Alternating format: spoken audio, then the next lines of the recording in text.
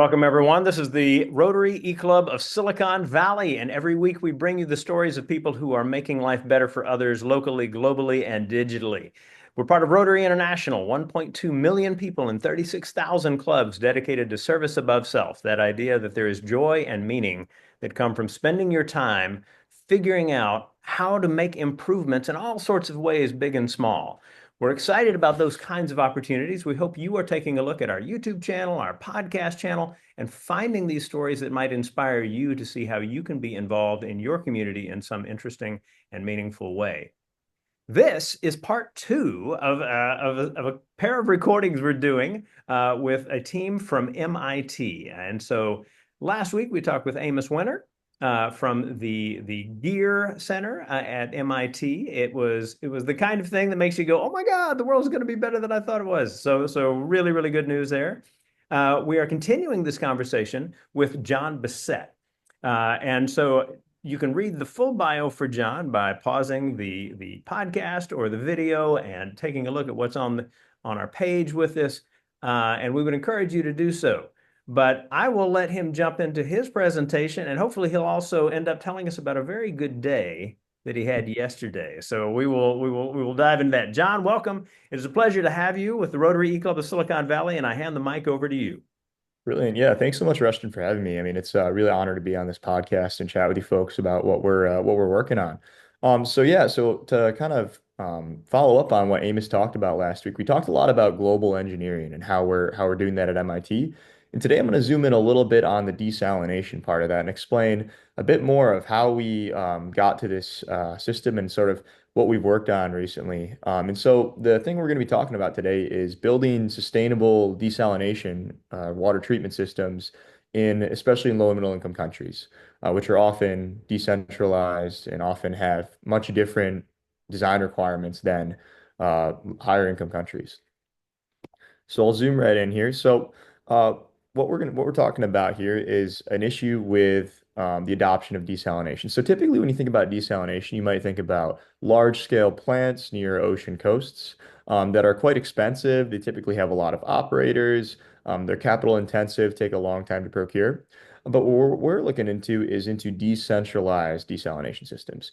Now you might think, okay, there's no seawater or no ocean water in the middle of the land. So what are you talking about?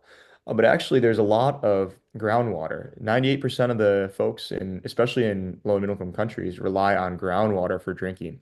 And unfortunately, a lot of this is becoming increasingly saline with airification and with shifts in climate as well. So there's a significant increase, over 1,000% in desalination demand in these poorer countries. Um, and not only that, a lot of these users are located in decentralized areas, right? They might not have reliable power grids, they might not have reliable supply chains, and they might not have the expertise or workers to run these large-scale desalination plants. And so there's an opportunity for using something like photovoltaics to bring energy sources to desalination systems in these decentralized locations. However, the tricky and then also additionally, um, what we see is that electrodialysis could be useful for these groundwater salinities. So typically, groundwater salinities much less than that of seawater. It's maybe seawater is around maybe 30,000 milligrams per liter plus, and brackish water can be anywhere between 3,000 up to maybe 10,000 in the worst cases. But typically, what we see is around 3,000. So it's an order of magnitude less than what we see with seawater. And something to note that Amos touched upon last week is that electrodialysis is quite energetically favorable in these brackish or in these lower salinity ranges. And also another thing that's really important when you're in these decentralized locations is using up as much water as you can in the most efficient way. So a lot of desalination systems right now, especially in these remote locations, they waste a lot of water. So the water efficiency is really important. It's important to squeeze out as much of every drop as we can and produce as minimal amount of wastewater possible. And electrodialysis is a technology that's actually pretty darn good at doing that. And we've seen that through just minimum thermodynamic modeling. And so there's a real big potential for coupling the two technologies, photovoltaics and electrodialysis, to bring desalination to these decentralized areas where they need brackish groundwater treatment. due to its energy efficiency, water efficiency, and also its robustness. Electrodialysis has been used in a lot of these weird water industries, including wastewater, demineralization of whey, for instance, so whey protein that you might find, and as well as in the wine and some other industries. So bottom line is it's a pretty robust technology. And so the highlight I want to talk to you about today and what I want to zoom into is how we've driven down the cost of this technology. So one of the big things that's important is in adopting PV electrodialysis or really any desalination or water treatment technology in these remote areas is cost. And so a tricky thing with decentralized systems and with PV systems is oftentimes battery storage accounts for up to 50% of these costs in off-grid installations. So it's a significant capital driver. And so this energy storage is often needed to produce a substantial amount of water. And what we highlight and what I'm going to zoom into right now is our development of a batteryless desalination system using photovoltaic electrolysis, which drops the capital cost significantly while still producing a significant amount of water. And so, like I mentioned earlier, the typical technology you'll see in desalination is reverse osmosis. So you might even see this on the side of your water bottles. It's typically you have a membrane, and it's driven by essentially a pressure-driven process where you have to reach a certain pressure, an osmotic pressure, to operate. So there's a minimum operating power, and then if you go too far above that, you might burst this membrane. So you're using pressure to drive water across this membrane surface and rejecting the salts and only allowing clean water to pass through. But the issue with this is that, like I mentioned earlier, and like I was alluding to earlier, that there's a very finite power bandwidth. So it's almost like an appliance maybe in your home. You know, when you plug in and use maybe your washer dryer or something like that, or if you use your toaster, you're not necessarily turning the knobs while you're using it and increasing or decreasing the power. It operates at a very fixed power. And so what happens is if you try to operate this without energy storage, you produce very low amounts of water and you waste a lot of the potential solar energy that's available. Um, you can add energy storage to this. You can add batteries to this for sure, but and produce a lot more water. But what this does is it greatly increases the cost, the capital cost of these systems. Like I mentioned earlier, up to 50%. And so the innovation that we've done and what we've looked at is something we call adaptive electrodialysis. And what that is a technology or an approach that enables us to directly track the variations in solar power, producing more or less water throughout the day. So rather than storing that energy in a battery, it's essentially storing it in water production or storing it in water tanks or water produced through the system. So, and the nice thing about our electrodialysis systems that sort of enables us to do this is that it operates at a very wide power bandwidth in contrast to reverse osmosis. So I'll dive into a little bit of technical detail here, but essentially the reason why we can operate at such wide power bandwidths is because we have two different levers we can control. So we can control the actual amount of water that we're pushing through this system, the stack, so we can sort of crank up and crank down the pumping and flow rates through the system. You can imagine if you're pushing more water through, you're using up more power, but you're also you're producing desalinated water at a quicker rate. And the other thing we can control is the amount of voltage we actually apply to this stack. So electrodialysis is an electrochemical system. It's kind of reminiscent of a fuel cell or an electrolyzer, where you have a plate and frame, and you have a bunch of spacers where water flows and membranes stacked on top of each other. And the cool thing about electrodialysis is that it uses these ion selective membranes. So what that means is it only allows some positive charges through some of them and negative charges through the other ones. And what we end up getting is we can create these alternating channels of more concentrated or more salty water and desalinated, less concentrated water. And so by passing water through and controlling the voltage, we can really increase or decrease our desalination rate and increase or decrease the power that we're utilizing quite well. But the tricky thing that reverse osmosis doesn't have the issue of is that with electrodialysis using this electrochemical system, we have the worry of splitting water. So we're not in the business of producing hydrogen. We're not in the business of producing chlorine gas. So we got to make sure we stay below this threshold. If we apply too much current to this system, we'll start splitting water, and that's no good. But the tricky thing that we had to deal with as researchers is making sure that we don't do this amongst all the dynamicism that's happening with this variable power and with these variable conditions. So When your salt water is coming in, it's often changing in salinity, it's changing in flow rate, and this affects the point at which water splits. So we had to very cleverly model that and figure out, okay, how do we optimally control our system so that we're producing the maximum amount of water while also still tracking the available solar energy. And so the way we do this is something we call flow commanded current control. And so to break it down, what happens is if we get an increase in power, what we do is we simply bump up the pumps a little bit. So we'll turn up the pumps, we'll have some more water flowing through the system. And what that does is that increases the limiting current. So that increases the place at which water starts to split. And then by doing that, what we do is we apply a current that's equal to this limiting current. So what that means is the limiting current is the most we can sort of hit before we're splitting water. And that essentially is the maximum ion transfer rate, or that basically says, hey, this is where you're getting the maximum desalination rate, the maximum transfer of these ions. And so by operating at near limiting current and by increasing or decreasing our pumping flow rates, what we're able to do is we're able to make sure that we operate at that maximum desalination rate while also continually tracking power. And what that looks like in terms of loops is we have or in terms of control systems, is we have a sort of inner loop, which is tracking this or maximizing this desalination rate, measuring some different things in our system, like the conductivity of the water. And then we have an outer loop that's essentially tracking power. And so we implemented this on a system out in New Mexico for 6 months. We brought it across country, built it out here at MIT, and it's something we do a lot in these labs. And something that's unique to our lab is that we really like to build and iterate on these systems. I think there's a lot of what Amos likes to call unknown unknowns that you can't really figure out until you get to the field.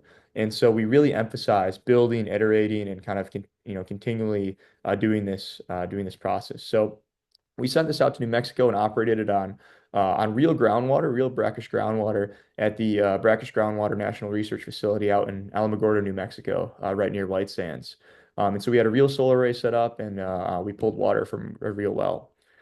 And so yeah, we implemented a stack that was about orders of magnitude larger than what you might see at lab scale, something that could serve hundreds of people on a community level. Integrated a bunch of different valving electronics and iterated on this as well out there. There were a bunch of different Home Depot runs, and we definitely had to be really flexible in how we implemented this. And so I just want to show you a quick video as well for those who are watching. This is sort of what we're talking about is really arid landscape, back of a trailer, kind of in really hot, high heat conditions and stuff like that, and just kind of out there iterating our system and making sure it's working well. Um, and I'll fast forward it a little bit. And a nice thing you can see is that within the system, and I'll pause it right here. You can see the different control loops and different. You can see our control system sort of tracking that variable power. So it was really fulfilling to be out there and just hear the pumps increasing and decreasing as the clouds went over and as the sun changed. And so what that looks like in terms of practical implications is that as solar irradiance increased throughout the day, even with clouds and even with a lot of intermittency, we were able to track and utilize up to 94% of this solar energy, which typically is otherwise wasted in other systems. And what that means is we can produce a lot more water despite not having energy storage.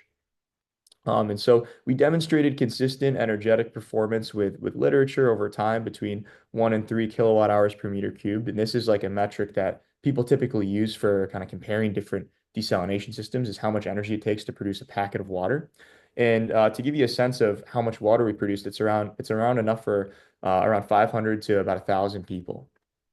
And the main implication that we see here and the main kind of takeaway is that we plotted a bunch of different systems in literature of higher capacity and of different varying capacities in energy storage, PV systems, desalination systems. And we see that as you increase battery capacity, you typically have a higher production rate. But what we're able to do is we're able to sort of have a paradigm shift here where we're orders of magnitude less in energy storage. So much, much less in energy storage, but we're still producing a significant amount of water. And to give you a practical sense of what this means, imagine a shelf of a bunch of lead acid batteries, right? Around 20 kilowatt hours of lead acid batteries. We're able to produce the same amount of water as that system using only a DeWalt drill battery. And we plugged this in and tested it and tried it for a few days as well, and it worked great. Um, so yeah, so that sort of wraps up the research bit of it.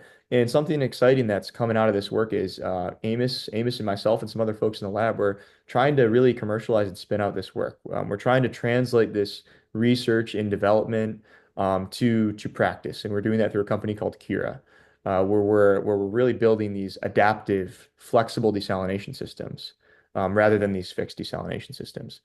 And to jump into that, not only is this renewable desalination useful in for drinking water, but it's also useful in a lot of other environments. For instance, in oil and gas, there are a lot of produced water fields where highly saline water comes out of the ground during the production process.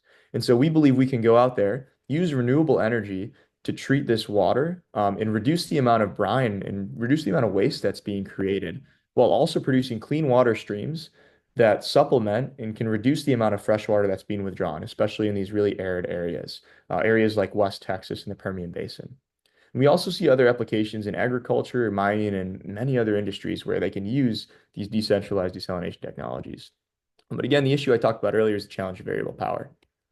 So I mentioned already that our technology, and this is kind of what we're using to go after this venture. And this builds upon several years of pilots. So this wasn't just a one-off thing that we could go forth and commercialize. This builds off of a decade of experience within the Gear Center at MIT of piloting systems back in India, where at one point we weren't even using variable power and we weren't even using flexible desalination techniques. And where we built upon that, built systems in India, built systems in the Middle East, and in the American Southwest, and that's sort of got us to this point here. And it wouldn't be without these partners in India and in the Middle East, folks like USA, Tata, Medarec, et cetera, that got us to this point where we're at today. So, we're also looking into some other areas too, as a lab and also as a company in the future, where we can look into these emerging industries, such as ultra pure water. So, for instance, in Arizona, they're building a lot of semiconductor fabrication plants, right? And these need a lot of water. And there are a lot of folks that need and are looking into critical mineral extraction through brines, through higher concentration waters. So desalination isn't just needed for seawater and for drinking water. It's also needed at these upper and lower ends of concentration, really high and really low salinities. So sort of stay tuned for those emerging applications. So, as I mentioned, we have a great team that's coming out of the lab that's trying to spin this out. And we're really working to try and build some more pilots and get out there and really just bring this to realization. So I want to thank you again for listening. Thanks so much for your time. And again, Russian, thanks so much for having me on this podcast.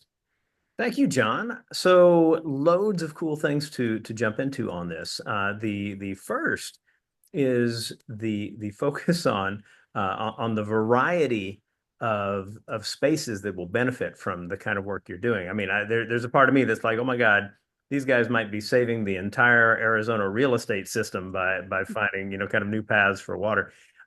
That means that there are a lot of people out there who would benefit financially from what you're doing. Are you finding that it is easier to go after supporting funding as a result of that? Yeah, it's kind of a mixed bag. So personally, the tricky thing is that we feel like there's a lot of interest, but they're in so many different locations that it's hard to pin down, okay, what do we go after first? And so right now what we're thinking is we'll go after some more industrial applications to kind of get our feet off the ground. It's a bit less risky than doing something like drinking water, right? Where you have a lot more stringent requirements. So we're going to really try and get the company off the ground working in those industries with the aim of de-risking the technology, really refining it, and then bringing it back to places like India, where we really first started. And I want to mention the name Kira actually comes from the word Kiram. So it's a Sanskrit word for light, and kind of is related to where we started in India and related to the fact that we do solar powered desalination. So I think the aim is to sort of start in these industries and then go back to our roots. Well, let's zero in on the idea of de-risking for a minute. So, you talked about how if there's too much electricity applied to the process, then you begin splitting water. And as you're saying that, you say, we're not trying to generate hydrogen. I'm like, yeah, yeah. We're not trying to generate chlorine gas. I'm like, chlorine gas, right? Like is that the reason you were wearing the gas mask in that particular picture? I mean, is that a piece where you're like, okay, we do have some serious dangers here that are going to complicate how we train a labor market in a setting to be able to use these kinds of tools. Can you talk a little bit about your thinking along those lines? If I Yeah, have the so assumption right. no, no worries. Yeah, so that was just me filling up. So it was me doing some cleaning, honestly. So we use some basic acids and bases to clean the system. So I just had that on for that bit. It was a bit of a Breaking Bad moment, so to speak. But yeah, so the amount of actual hydrogen and chlorine gas that are produced are typically quite minuscule, especially for the space. So as long as you have good ventilation, usually it's very, very, very dilute. And it's been used in many. What's nice about this tech is it's been used in many industrial settings. So it's what we're doing is not unprecedented, but what we are doing that's sort of novel is the way we're designing the architecture of the system, the way we're controlling the system, the way we're designing the power electronic architectures and stuff. So we're kind of really bridging the gap between these variable power sources and this technology. And what that's doing is it's enabling it to reach areas that we've never seen before. So yeah. Very good to know. So let me also look at this idea of like we have these different settings where you're doing the testing. Tata is your partner in India. All of this kind of thing. Once these systems are in place, do you envision that there is a process by which people are able to become part of it in terms of job opportunities? Does that require a kind of innovative thinking about how to make that process sustainable in the same way that you've applied this thinking to addressing brackish groundwater instead of seawater, for example? Yeah, that's a great question. So, I mean, that's often something we think about in the lab is how we actually implement these systems. And a lot of what we're trying to do right now is sort of going into existing model structures. So, for instance, with Tata Projects out in India, they had a lot of existing reverse osmosis water kiosks. So, out there, they have these things called TQ malls or just water kiosks in general, where folks will go and they'll pay for water. And I was actually just out in India a few weeks ago in a really rural village in West Bengal, near the border of Bangladesh. And even these folks, really in the middle of nowhere, hours away from any major city, had an RO system. They had it was awesome to see. They had a community scale water kiosk where they would go and they would pay cents on the dollar, or essentially a couple cents for liters of water. And yeah, I think our model or our intention is to initially tap into this existing network and tap into what already works and say, hey, can we be sort of a maybe drop-in replacement or drop-in, augmentation of these existing networks? And there are some changes for sure that might need to be made in terms of training operators on saying, hey, this is how this system works in contrast to this system and whatnot. So yeah, I think that's sort of our initial target, but it is a cool idea thinking about how we can develop local manufacturing and how we can develop new jobs and new opportunities in these spaces, especially if it enables new industries. So one of the things that was so exciting to me about Amos's talk in our last recording is this idea that okay, so people think about having salinated water, boom, the ocean. They think about what's the process, reverse osmosis. And what you guys have done is essentially say there's a ton of water that's much closer to people in brackish groundwater that this water, is something that can be addressed in a way that's actually notably more cost efficient. That that innovative process of seeing opportunity in the face of how things are normally done is Hmm. something that I think is really important for anyone who is in a service space, wants to make good things happen in communities near and far. And so there is a way of thinking about thinking that Hmm. becomes important.